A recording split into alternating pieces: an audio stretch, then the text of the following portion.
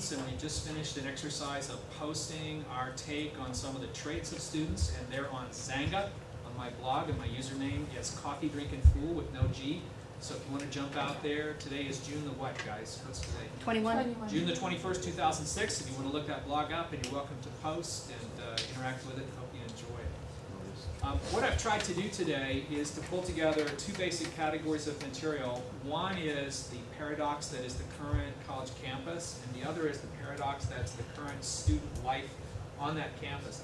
As I was thinking about getting ready for this this afternoon, I found myself in looking at what it means to be a student, which for me was a long time ago, thinking of students in the abstract, in kind of a vacuum, as if they were just a demographic group, and forgetting that they actually do go to school someplace, sometime, and that place and time are called their campus, and they can't really be separated from the context that we're in. So we'll take a look at that and then look at students a little more specifically. Now, normally, the way that we come at the idea of understanding students as a group is to think of them in sort of lifestyle traits. So the law requires that you provide a bulleted list of some of these, or you are, imprisoned in the state of Missouri. This is the sort of usual way of trying to come to terms with what students are like. So I just looked up a few of these to give you some examples of the kinds of information that are available about students today, and they come from a variety of sources. About 1 student in 10 that you'll meet in the student union is gambling on the internet. This may be related to the size of student loans that we'll talk about a little bit later, but that's a relatively new development. As you know, what game is huge on campus? What's everybody playing? Poker. Everybody's playing poker. Texas Hold'em is probably the favorite. And people are not using just dormitory rooms to do that. They're also doing it online. About 4 out of every 10 students you'll meet in the student union would say they're pretty secure in their spiritual beliefs. That is to say, most of them have some spiritual beliefs, but the average student is not really in all the way in terms of their commitments to any one particular way of looking at the world. We're going to get back to that a little bit later on. Harvey Cox refers to them as benevolent but uncomfortable relativists. In other words, this is in his book, it's a really interesting book, When Jesus Came to Harvard. It's the story of his teaching a class on the ethical teachings of Jesus at Harvard University and how the undergraduates there reacted to it. It's an interesting read. I'd recommend it, and this line appears in that book. What he's saying is, after he taught this course to hundreds of Harvard undergraduates, he came to the conclusion that even after they had encountered the ethical teachings of Jesus, and they came from a lot of different religious starting points, that where they tended to end up was being people who meant well, they were benevolent, people who were highly tolerant, they were relativists, but who were uncomfortable with having nothing more to offer than that. What do you say after you say everything's okay? And they felt adrift, if you will, in a spiritual condition, but not one that really gave them any handles that they could wrestle with. The rest of these are from an article about their television viewing habits. The research on student TV viewing is relatively new. Advertisers have wanted it for years, and it's only very recently become available. And what's been discovered essentially is that students are watching just under 4 hours of TV a day. I asked a friend of mine who is a professional in internet marketing, how in the world can you take 4 hours of television viewing, get your sidekick, add texting to it, IM on your phone, talk on your cell phone, be IMing and chatting and everything else, and Skyping on your computer while you're operating your television's remote control with your elbow and working on your paper on Kierkegaard in your word processor while posting to MySpace, which of course you have to check now instead of your email, because who uses email anymore? And his answer to me was, what they're simply doing is becoming more proficient multitaskers. In other words, the ability to juggle multiple tasks simultaneously has become not just a skill but an art form in this cohort. And underneath all those tasks, they're still putting in a solid 20 to 40 hours of television every single week. Most of them are watching television, though, in a very specific way, which is also new. They are watching it in groups rather than individually. And the meaning here is not so much it's just my roommate and me, but people are getting together in little tribes to watch television communally, perhaps speaking to the kind of need for connection and being part of a larger whole that we mentioned here before. One campus pastor told me that on his campus, one of these groups needs to watch a well-known Christian television network. And the group is the Atheists Club, because they find this particular network hysterically funny. And so they meet to watch it as a form of comic entertainment. I'm sure that American Idol and all of the other competition-based programs, which are enormously popular with the under 35 demographic, are probably being watched the same way, because it's like a sporting event. You mix in NASCAR, and you kind of get the picture. Now, when my generation goes to school, it was illegal to have a TV in your room. Today, you just go down to the student union and pick yours up. You take it in and plug it in there if it's not already there, and you're very likely to be gathered around a set. That, to me, opens up a variety of ministry opportunities that probably weren't available before communal television viewing. If communal television viewing is a natural cultural trait, how could that be a vehicle for connecting people to God? Maybe we need to do Chi Alpha by TV.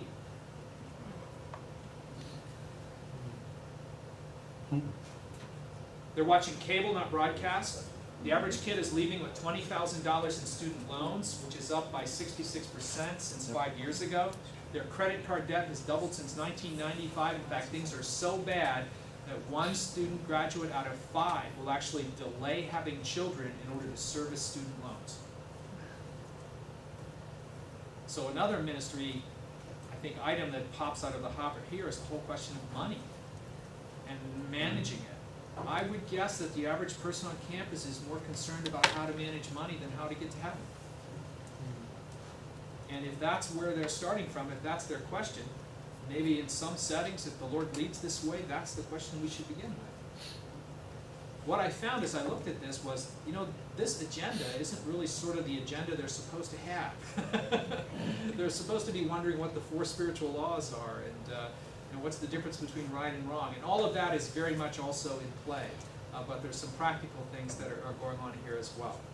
Let's take on this question of the paradox of the campus context and try to unpack that a little bit. The university setting today is a paradox. You're familiar with the plot of The Matrix, where it turns out that everything you see isn't really there, and all the things that are there are all things that you can't see. And if you want to see the stuff that isn't there, you have to get that big needle thing stuck in the back of your neck. And if you want to really connect with reality, you have to pull the needle thing out of your neck, which is kind of like repentance, and all those analogies all play themselves out. 2 intrepid Chi Alphans came to my office one day to shoot a small piece of video in which I have a very minor role to promote this actual event that we're at right now. And they are, of course, the White Rabbit and the Trinity character from The Matrix, standing against the gray wall of my office at the seminary. And they speak to me of the paradox that is the contemporary university setting in which this student is actually operating. And that paradox unfolds in a way that we described in one of the other workshops last week in 3 phases. The university that we're in today is not the university as it was originally conceived in the United States. I'm going to generalize a lot here, but I think there's enough truth in each of these to make them helpful for you. There's a lot of overlap here. I'm not suggesting these are watertight compartments, but they're sort of centers of gravity that I think will help us understand how this context has evolved. In their original rendition, the university in the United States is essentially a high-end seminary. Many of them are started for purposes of training ministers. You're all familiar with the heritage of Harvard and Yale and so forth, who have this kind of mission at their heart. And so they are basically faith-based institutions. They are the central Bible colleges of their day. A friend of mine doing research on ministers in the New England area in the 1700s, read some documents from the parson who served in his town and found that essentially he was really the only person in town who could read and write. If you wanted to write a letter back to England, you went to the preacher and he wrote it for you, and it went back on a sailing ship, and 2 years later or something you would get an answer.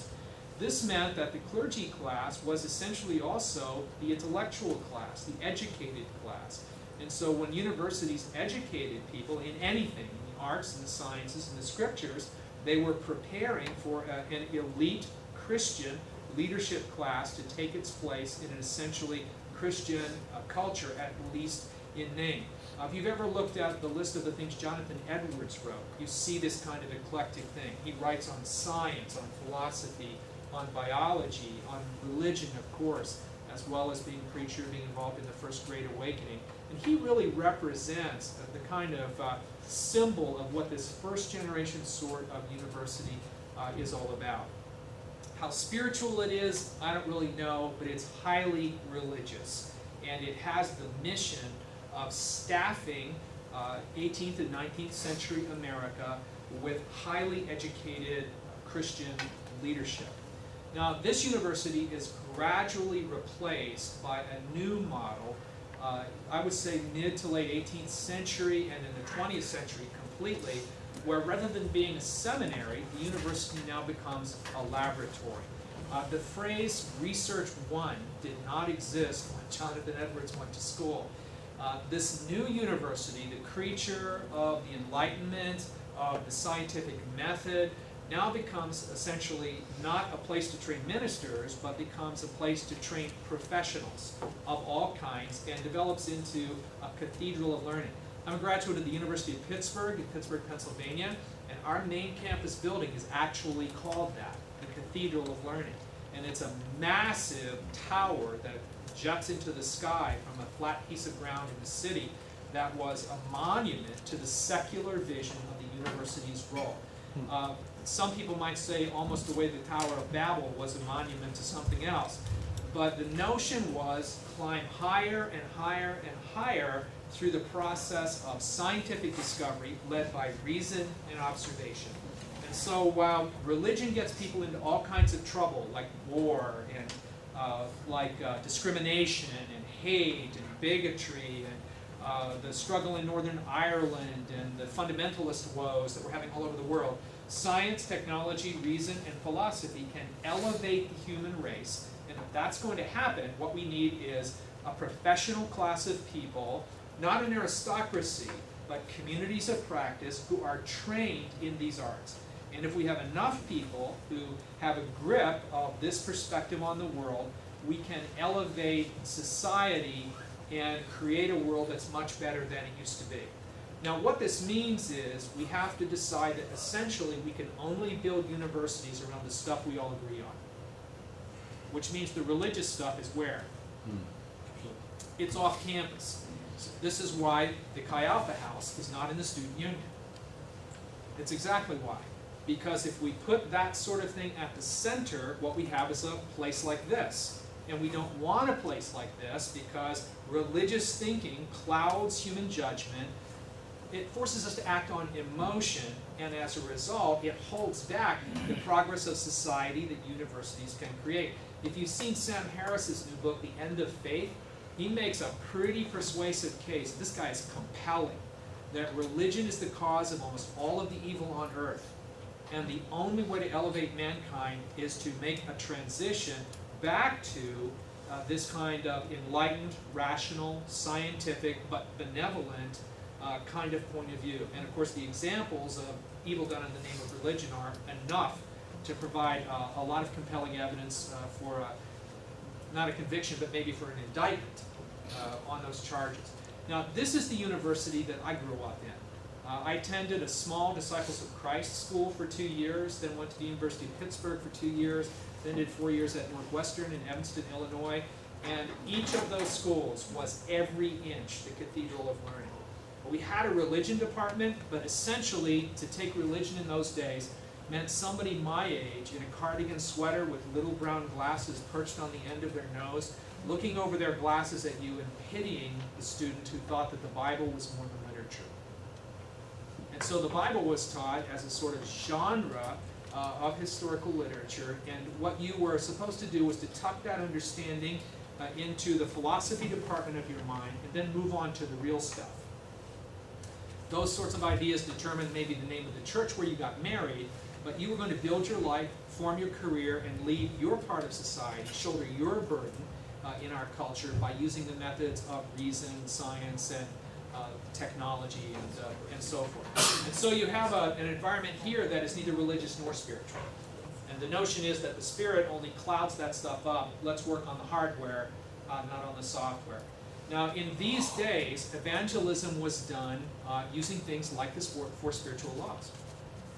I remember Joe Zicafus, who was campus pastor here at MSU for years, now as a missionary in Europe, telling me one day about what it was like to try to reach the engineering majors that he connected with at Ohio State when he was an undergraduate. You could actually take the four spiritual laws out on campus, read them to people, and see conversions.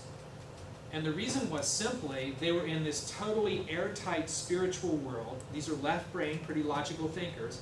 And when you opened the portal and showed them that there was a spiritual world too, that was a pretty compelling experience.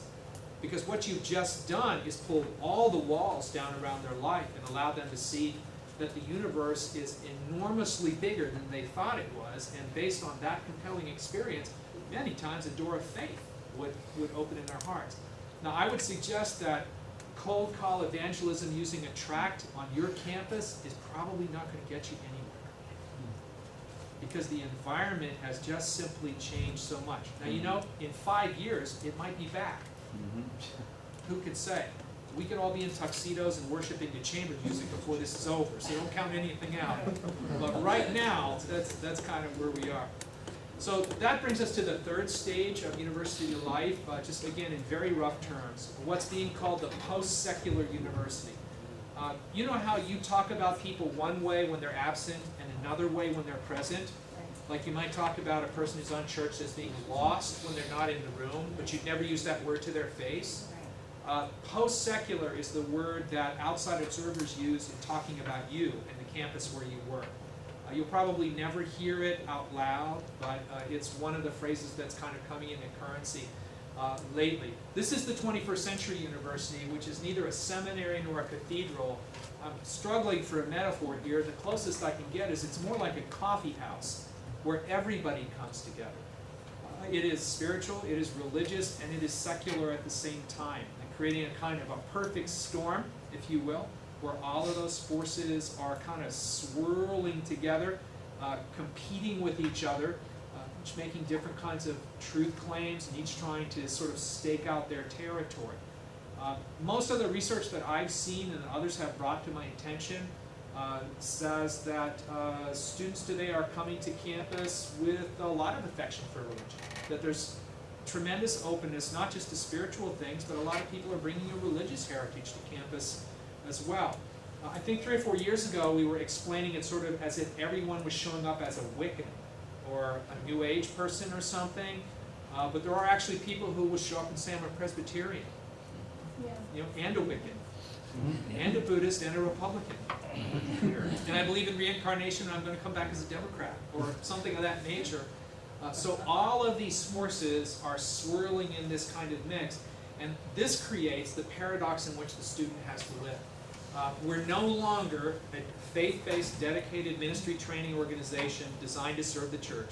We're no longer just a laboratory which is supposed to crank out professionals committed to the scientific method. What are we? And the truth is that people who are scholars of the American university don't have a good sense of where things are going. We're a little bit lost.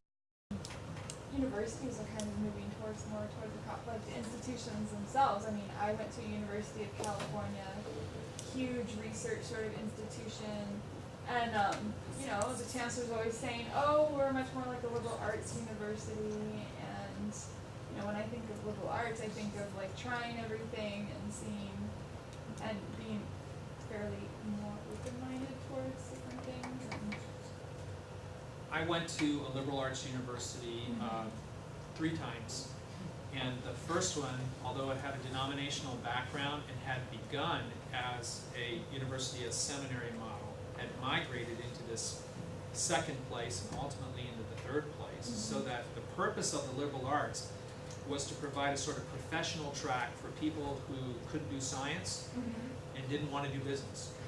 And your choice there was basically a choice of income categories: business, science, liberal arts.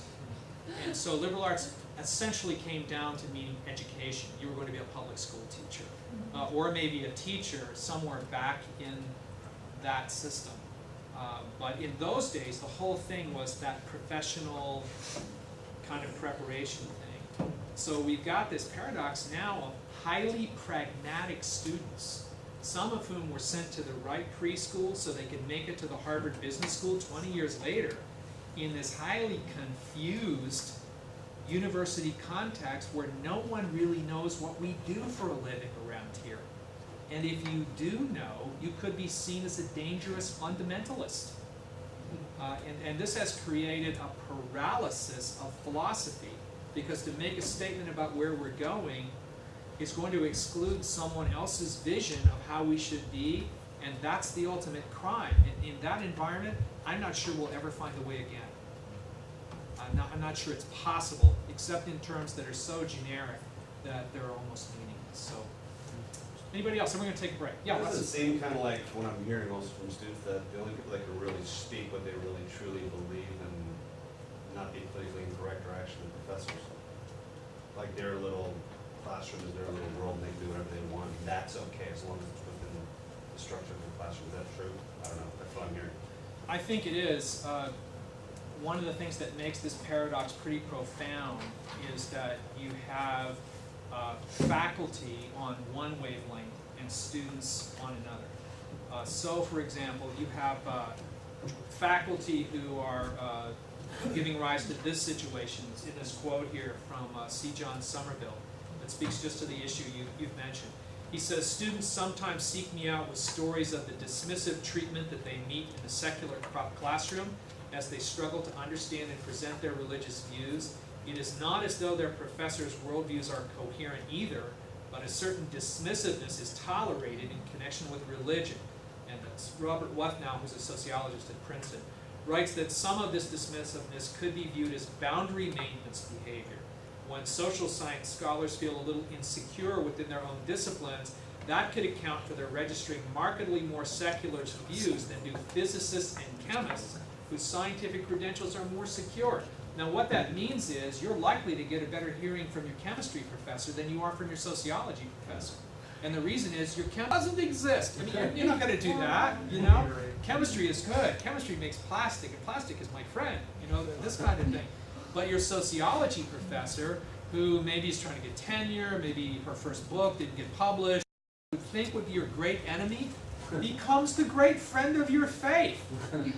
What is she teaching? She's teaching an orderly universe. Maybe even believes in ID, intelligent design, while your Soc person is beating the living daylights out of your student in every lecture that they sit in. Now, Somerville, from whom this quote comes, is a professor of English history at the University of Florida.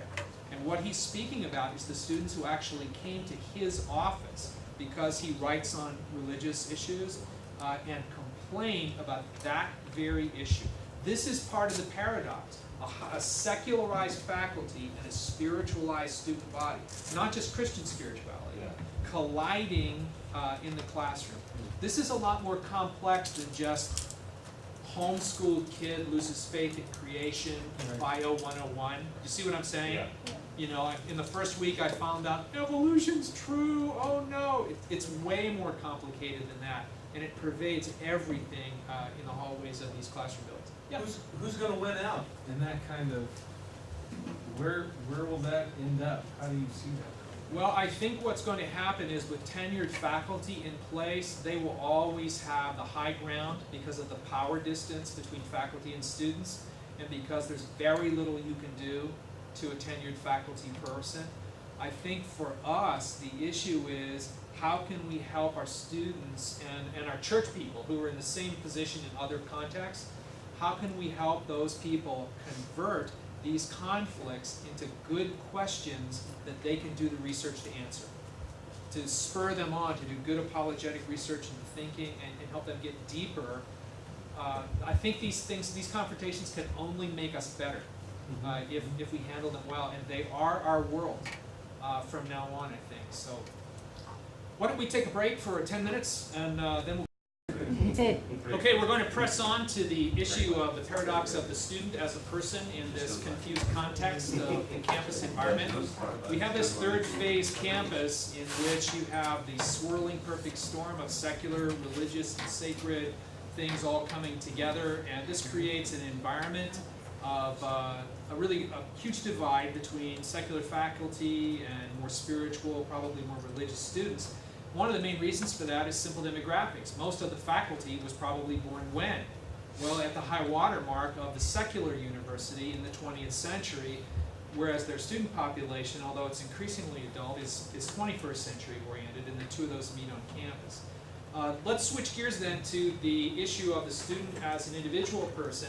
And instead of running through a sort of list of bulleted traits, which hopefully we've blogged those pretty effectively, I'd like to look with you at some of the paradoxes that are shaping this individual. And there are 7 or 8 of them we'll touch on, and then hopefully be able to interact about those some in a way that will help you. One of the first paradoxes that is very important is the notion that pop culture is high culture now. If you've been to the PBS website ever, you'll find on it Douglas Rushkoff's video, Merchants of Cool, which is a documentary about the ways in which corporations discover and then exploit the consumer preferences of the 18 to 24 demographic. His case study is the soft drink Sprite and Sony, Coca-Cola, and a variety of other companies, combined with MTV and some very front-edge market research methods, which form a sort of conspiracy, if you will, to convince young people that they are forming their own culture, when the truth of it is that that culture is being fed to them by middle-aged executives who look just like me, who sit in corner offices, who employ 20-somethings to figure that culture out and then provide it with the goods and services which will then shape it for future consumption. And the way they document this is by looking at the interlocking forces that created a few years ago the MTV, Sprite, hip-hop trinity of pop culture influence. The truth of the matter is hip-hop is probably 1,000 times more influential than theoretical postmodernism ever will be. Most of the hours we're giving to studying postmodernism, we ought to be giving to studying hip-hop culture. It's not just a style of music, it's a whole lot of other stuff.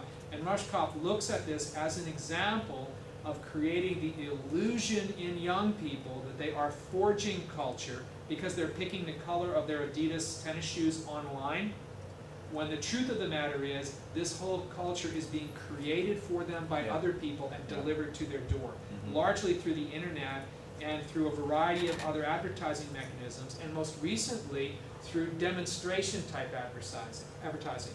For example, the Scion automobile line is largely advertised through websites and through things like 3-on-3 basketball tournaments on the street in the city, with the Scion sitting right there. And this company has pretty much foregone the option of doing traditional media type ads. I mean, when was the last time you saw a Scion commercial relative to others? You really don't.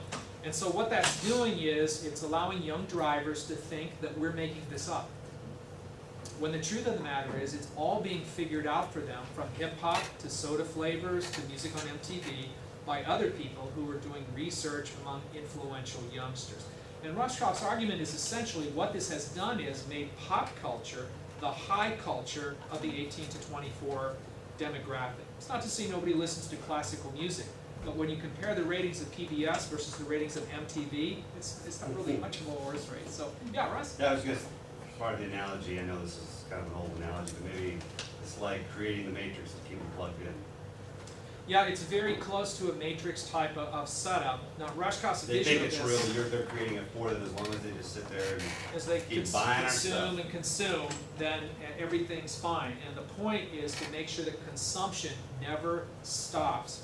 And so what these companies do is they employ very young market researchers who gather together teenagers who are influential among their peers and find out what those kids are resonating with and responding to. Then they engineer goods and services based on that and position them in front of this demographic group, and they simply run over it. And so suddenly, white kids in the suburbs are listening to what kind of music? Rap. 80% of hip hop and rap is consumed by whites in the suburbs. This is not accidental, although if you ask a typical Anglo high school student in a California suburb, they'll tell you they thought of it themselves.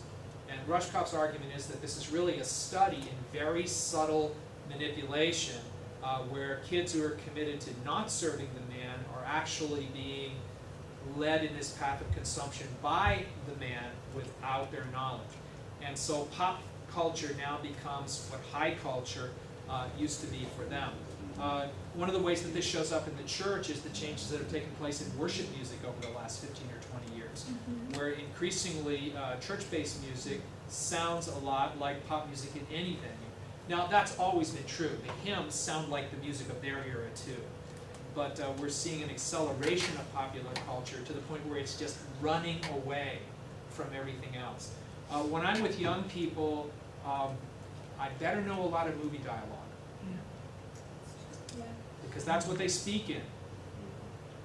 So if I don't know what blue pill, red pill means, or take any other example, that's an old one at this point, I'm going to be unable to decipher what they're talking about, because they'll be speaking to each other in the lingo of popular culture, because it's been fully adopted. A second paradox is that achievement is now almost a form of leisure. There's a pretty influential essay that appeared in The Atlantic called The Organization Kid, and it talks about this younger generation and their profound commitment to personal achievement, particularly in the post-college years in terms of career and profession. I was talking to a campus pastor a while back who works in the western part of the United States, and he told me that one of his essential jobs in working with his students is to make sure that when one of them is unable to complete a homework assignment on time, that they don't jump off the dormitory roof. Because the pressure they feel to hit every academic mark, to achieve to the uttermost and beyond, so they can be the most competitive student, to make it to the best graduate school, the best medical school, and so forth and so on. Pressure that they felt probably since their grammar school play is so intense that when the prospect of failure looms, they have no coping systems. And sometimes they will simply collapse. Now, this is almost a bipolar condition, because the other side of that is extreme self-confidence, which lasts right up to the edge where things aren't working, and then the wheels fall off. Now, this is a very specific type of setting. It's different in other kinds of contexts. But we've got a group of folks here who have been encouraged to succeed, told that they will, nurtured and supported in their ambitions and their ventures. And the only question is which type of success I'm going to have.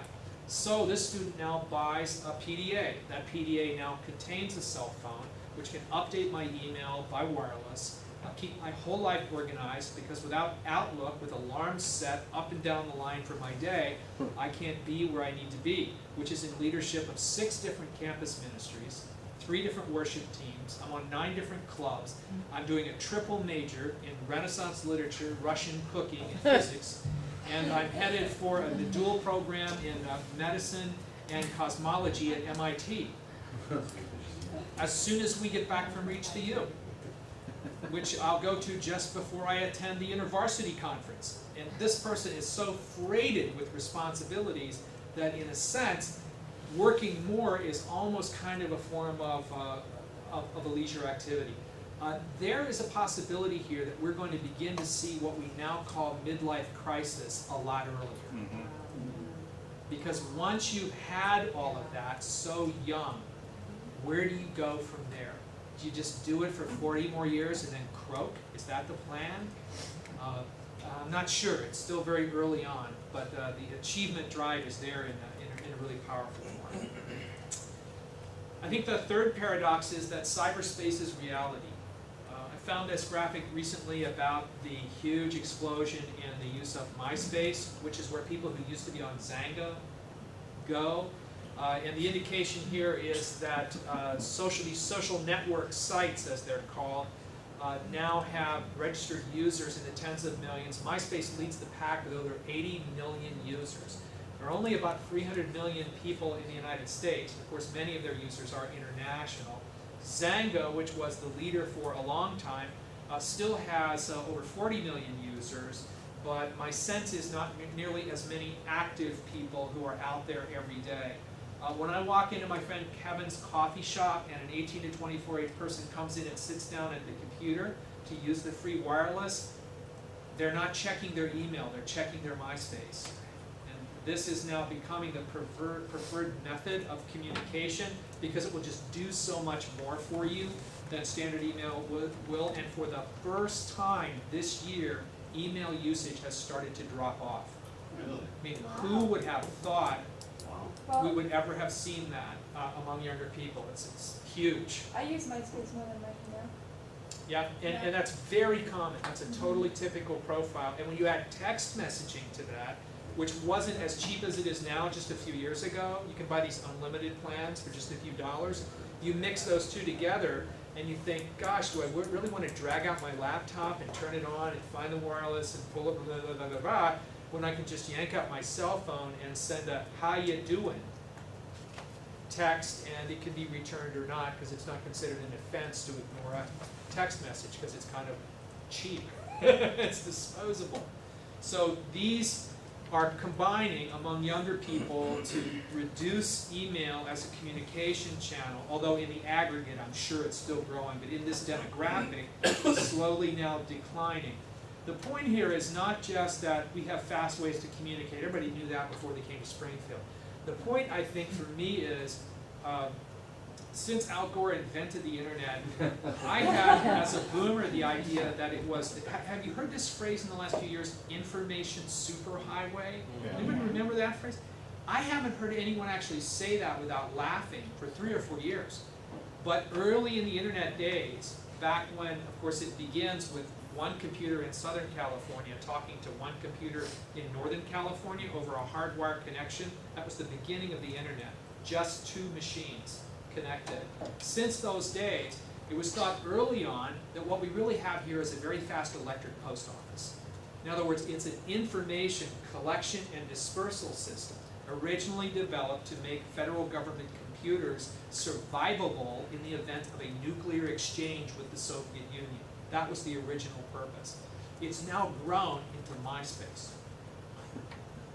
So that's how fast things are moving. But the more important thing that's happened is not just the advent of quick ways to get in touch with each other, is that the internet has really developed into a continent of its own. It's not just a big switchboard in the sky. It's actually run by only 13 servers who sort of govern the whole thing. It's become a nation. It's a tribe. It has its own culture, its own language, its own customs. I think we should train 1,000 missionaries to the internet this year. It's just as much an unreached people group as anywhere else is, and it's something that if we don't respond to it, we will look back with regret one day, because it's gone from Defense Department project to MySpace in just a few decades. I'm not sure where it will be in 30 or 40 more years. There are people who are saying you'll be uploading your brain to the internet before the end of this century, and we'll all become sort of Gnostic spirit beings. Don't think we're going there. But it is a culture, and I think first and foremost, our students are not just citizens of their families, they are citizens of this continent first. This is their true home.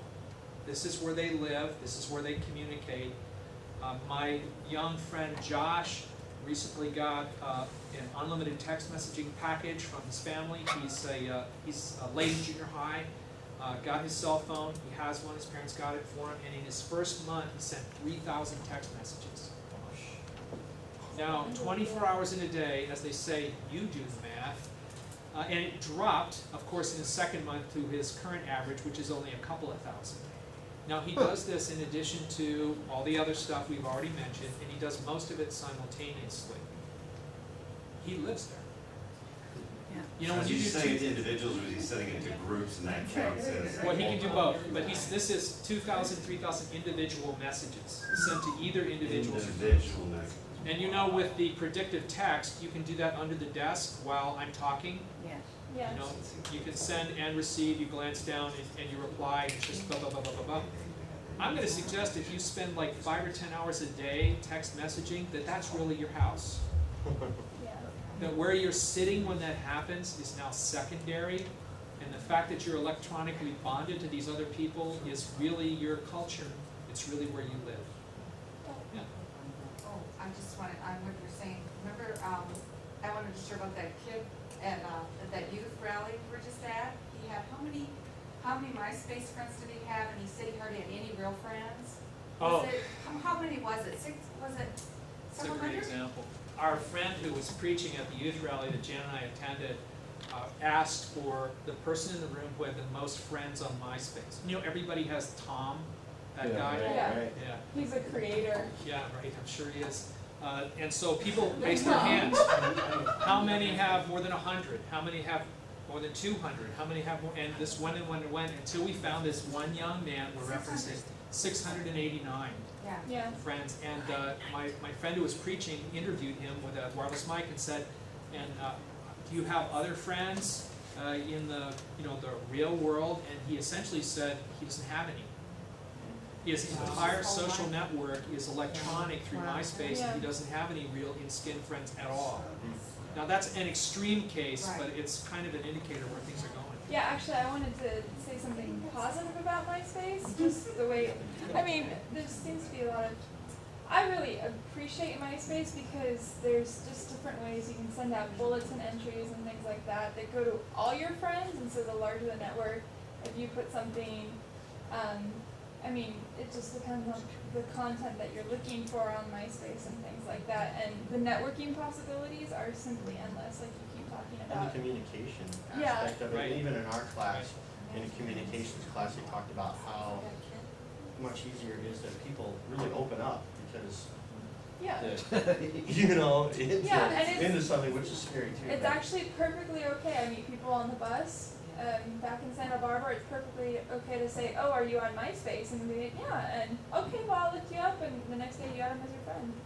I have a It's a friend great who's way. gotten a bunch of friends, this was a while back through Zanga, in exactly the same way. Yeah. There's a blog ring here in Springfield, and MySpace makes everything easier. That's the attraction. Yeah. And it's so much more capable, not technically, but just in terms of the types of communications you can have with people, video posting, music posting, you can kind of hang your whole life out there for good and for ill. Right. One of the ways of knowing that what we have here as a continent is that we have criminals there. Yeah. Right. You don't have criminals on an information superhighway, so the pedophiles and scam artists and others have all discerned that this is a nation. It's a place that can be looted and abused. And I don't know that they've shown up more there than in bricks and mortar culture, who's to say, but they're there, and I think that's one of the things that says to me that this is a tangible reality now for students, not just a way to ask people to join you for lunch. It's a way of being a human being. It's a sociology. It's a tribe. But still, you see that it's like human nature that that's why they're, because of MySpace and things like that, I'm not saying that they don't live that, but that they still want to do the community TV watching because Yes. they miss that human contact. And there's a collision between those two things. There definitely is. There's, if you're doing MySpace and you're watching 4 hours of TV together, the great advantage of a social networking site is you can do it in minutes. You can send your message, you can check it in 30 seconds, really as fast as you can check email. And then you've got all that time for you to watch TV with your friends. And so I think, as my friend Tim told me, they're just multitasking faster. So maybe we're watching TV together as a group, and I've got my laptop open on my lap, and I'm on the university's wireless, and I'm checking my MySpace while we're watching Idol during the commercial for the Adidas shoes that I will then design online. Right. I'm living there.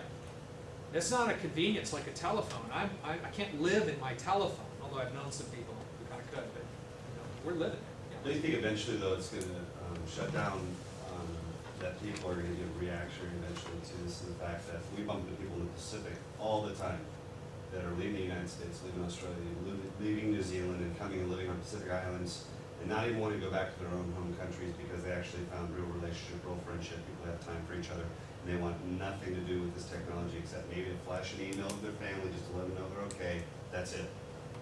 I mean, it seems like it's going to this, like, I think there'll always be a reaction against everything. People leave California and go to Idaho. So I don't know if you guys have the straight edge subculture on your campus, reacting against all this. They live better than a lot of Christians do on some issues, who will distance themselves. I think the change that will probably defeat that ever becoming a majority position is that we now have age cohorts that have grown up native to all of this. So that, you know, I'm reaching to understand Zanga or to understand social networking. It's a floor under them. They understand it intuitively. It's as natural for them as an IBM Selectric 2 typewriter is for me, which I actually didn't know how to operate still, even though they're only in the Smithsonian, you know, at this point. Some people probably will turn their backs on it and want to go for more face-to-face types of things.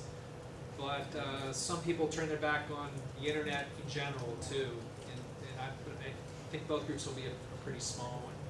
But we will see that. I was just saying that. I was just gonna say, because I think, like, even for myself, who I don't like this kind of lifestyle, but at the same time, you have to embrace whatever communication style that you need to have to speak to that cultural group. I mean, you have to communicate them in their own language, so it's almost like you gotta force yourself to become a part of this, whether you like this or not, if you're gonna reach them. Not relating to the internet, and you know, I'm not here to approve or condemn any particular type of site or whatever. Not relating to the internet is like refusing to use the telephone. It's just, that's how close it's like saying, no, I don't want my pacemaker on today. It's just, you know, the Media Lab at MIT has already developed prototypes for the wearable computers, and it won't be much longer until they're in your glasses and your wristwatch, and you'll just talk to it, and you'll be able to see your word processor screen and check Amazon in the lens of your sunglasses, and you'll have wiring down through your shoes, and they'll actually use the lymphatic system in your body as circuitry. That's called wetware, and the liquids in your body will actually be used as electronic circuitry to make these work. The military already has developed that. So it's becoming, what has not happened yet is the physical integration of the hardware. You're still carrying the box. You know, you still have to pop open the laptop. When that happens, and we have a cohort raised in that culture, it's going to look to people my age more like a science fiction novel. You know, we have the technology, you know, cyborgs, that kind of thing. But on our watch for now, I think the basic mental leap that I have to make, and I have to do this by active will at my age, is to leap to the place that says, this is a place people live. It's not a switchboard, it's not a superhighway, and it's not information, it's relationship. And it has all of the positives and all of the negatives of any other neighborhood. And it's just that simple. You can go as right or as wrong as you want, but you know what? You can do that on any city street in Springfield, Missouri too. In other words, it's a projection of the human race. It's just an electronic version of us. I think we have not thought deeply about this. What does this imply for mission among students when their citizenship is prefaced by www.student.com? What does that mean for us? Would it be possible to do student mission completely electronic? Now, a lot of me revolts against that, because like, what use am I? If it's just all going to be websites and downloads and all of that stuff.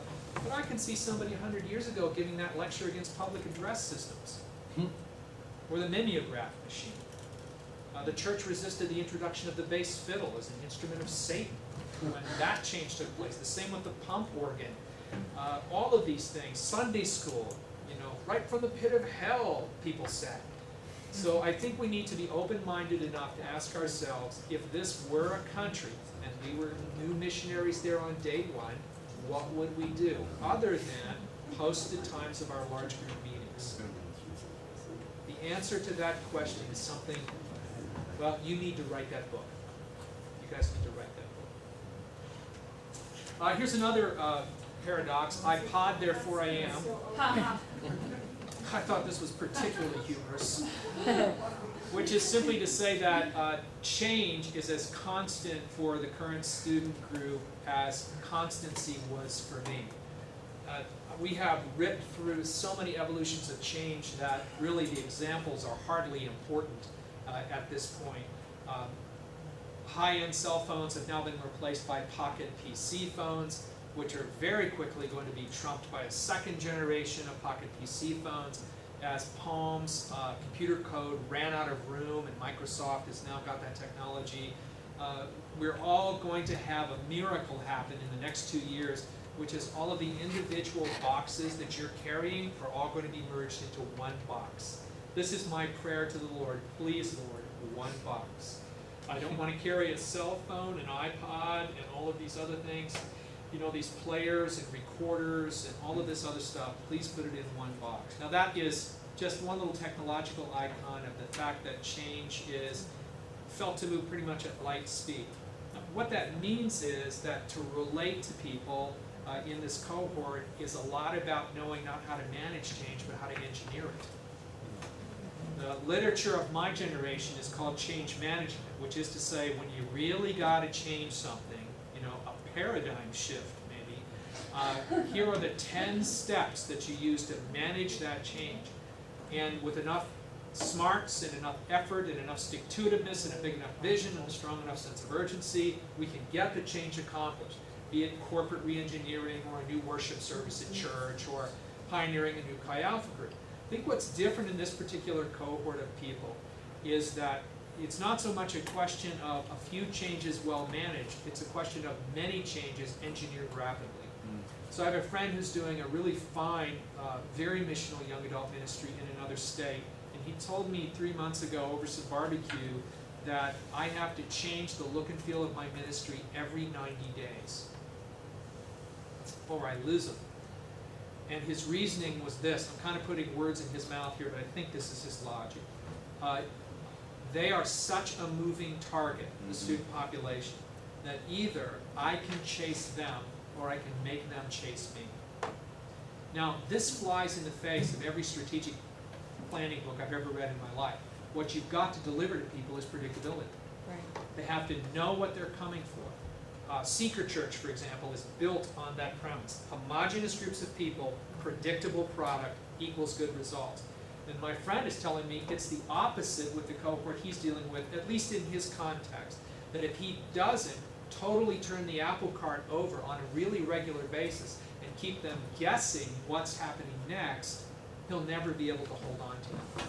This just sounds like insanity to someone who's been brought up in the leadership culture I was raised in, which was completely about the opposite. I have a quote here from Meg Kinney, who works for a research firm called Integer, and she basically says that Generation Y, or millennials, come from an information-driven economy, and they have been exposed to more events of great public moment than perhaps any other generation ever has been. And the bolded yellow portion of the quote says, those are more formative experiences in a 5-year period than any generation has experienced. Those events have radically changed the belief systems and values of this generation, making them different from people just 5 years older than them. I literally have this conversation with Xers on a pretty regular basis. What's the matter with kids these days? I've had people in their 20s, late 20s, come up to me and ask me, what's a blog? There's a very clear divide between the older brothers and sisters and the younger. And at least this research by Integer finds that the reason for that is that the formative experiences have come boom, boom, boom, boom, boom, boom. So her argument, Kinney's argument, is maybe for Gen X, the explosion of the Space Shuttle Challenger becomes the big defining experience for a lot of people. But Gen Y, younger brothers and sisters, have multiple experiences like that, all packed together, and that gives them a worldview which says tomorrow is not just another day, it's going to be a different day. The only question is, what will the differences be? And so, by extension, we might argue if we come with a ministry mindset, which is about certain forms of consistency, we could miss the boat with unchurched students, the ones who don't already have some kind of Christian loyalties, who expect things on a normal day to be different. Now, this makes ministry planning one very interesting proposition. but it also could be the most fun we've ever had. Mhm. It probably means we're going to have artistic people involved. Now, you know, artists and intellectuals are kind of, we don't do well with those people because they're edgy and they ask questions and so forth. Maybe we need to rethink that. All of that, of course, depends on the context we're in. But perhaps we need to think in terms of evolving things in a more creative way rather than a static way. It makes me wonder though, just like the traditional church, how they're gonna keep up with the fact, especially for small churches. It sounds like they're gonna need a lot more staff and you're not gonna have as many people involved or being a part of like children's ministry workers and things like that because people just don't have time. You're gonna have to be constantly changing things, developing things, being high tech. Where do you get the people and the money and budgets? I mean, it really makes you wonder what the church is gonna look like in 10 to 15 years. And one of the struggles we have with the student cohort is where do we send them when we're done with them? Yeah. Because if we meet them with a certain set of assumptions in ministry and mission, and then we place them in a larger, more traditional context, Yeah. they can look at that and say, I just don't understand this. I mean, I'm not against it, but I just don't, I don't understand this any more than I would understand being in children's church the rest of my life. And so, where do we go with all that? I was saying, because, I'm sure you get to travel to a lot of churches. That's one thing we get to do on furlough. And I'm noticing some of these things. This class has really been an eye-opener for me and catch me up on a lot of stuff after being in the Pacific Islands, hear anything about this. But the traditional churches aren't prepared for it, and they're clueless. I mean, I barely kind of had a clue. You know what I'm saying? But it's going to be like a train wreck waiting to happen. Trying to merge, I'm saying if I'm looking realistically, trying to merge Chi Alphans back into an actual traditional church setting, it's going to be close to impossible. And doesn't podcasting kind of bridge that gap? Yeah. Because churches all over the country are starting to podcast their Yeah, services, my which is a church wonderful has a thing. podcast. Our church is It's great in the teaching, but I mean, how do you have real true discipleship? I honestly still don't see how you can have true discipleship without personal interaction. I think it's kind of like the same thing though, MySpace and the community TV thing. They're meeting, so, the convenience of the podcast to the convenience of the discipleship. I believe that they still long for that because they do the community TV thing, so I think that they will meet. It's probably a both-and situation. It's the paradox. You have the paradox of the radically impersonal, like posting this blog we did today, to who? Yeah. To the universe, to everyone and to no one at the same time, combined with this hunger for the intensely personal in the communal TV and face-to-face discipleship, and this is the perfect storm.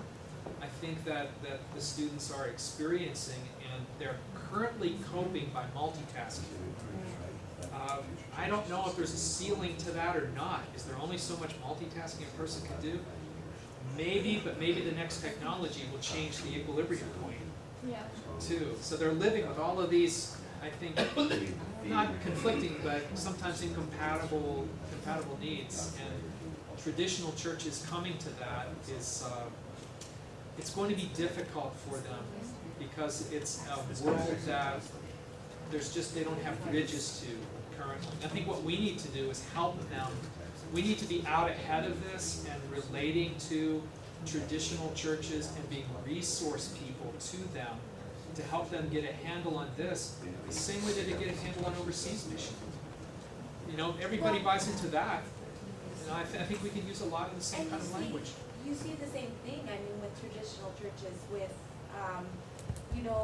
the new music, and, it took time, but even those traditional churches have kind of moved into the new music of things because it's the way, it's going to.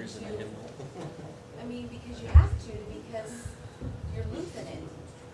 There's been a lot of examples of migration and the adoption of small groups, for example. Music is a great illustration of that. Anything that Chi Alpha can do to prepare churches on the other side of the bridge for this, I don't think we can any longer think of this as their responsibility exclusively. We don't depend on US-based churches to send research teams to Africa to find out what African mission is like. Now we send missionary teams, of course, to do things. African missionaries come back to US churches and educate us and train us and raise funds and give us vision. And you know, we have no trouble writing checks to support ministry among people that we can't possibly understand. Yeah. So I think what Chi Alpha could do is find ways to become that resource to the church that's the receiver of these people on the other end and say, hey, this is what's happening, here's what's coming, here's where they are. Now, what people do with that, that's going to have to be their responsibility. Probably those connections at this point only happen mostly when we're itinerating, say to raise money, but anything we could do, my friends of mine who deal with this issue always say, if you want to help a senior pastor understand, get him or her on campus with you for a day or two. Let them sit in the student union, meet students, talk to them, and you don't have to lecture them. They've got eyes. You know, it's just amazing the way that the Holy Spirit can use that to help get everybody on the same page. So I think we have good communication. I've got a lot of hope that we can sort through that. So